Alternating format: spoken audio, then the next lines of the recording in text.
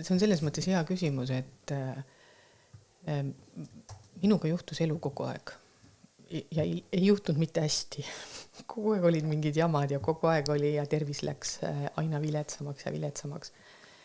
Ja elu juhtus kogu aeg minuga ja see oli see, kus mina olin kogu aeg ohvri rollis. Kogu aeg. Kõikides situatsioonides mina olin see väiksem, mina olin see kõige õnnetum, keegi mind ei armastanud, keegi mind ei tahtnud.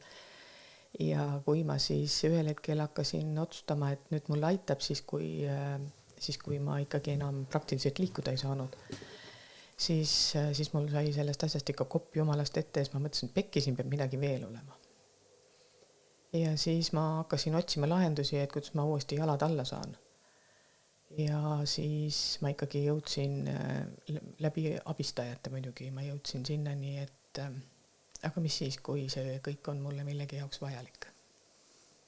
Ja kui ma sellest aru sain ja kui mulle näidati seda teed, kuidas ma igapäevaselt aastakümneid lõin endale seda haigust, kuidas ma seda ära kasutasin, kuidas ma sellega manipuleerisin, siis mul tõmmati nagu selline paks kardin eest ära, ma mõtlesin, et joppa on kolla, mida ma olen terve elu teinud.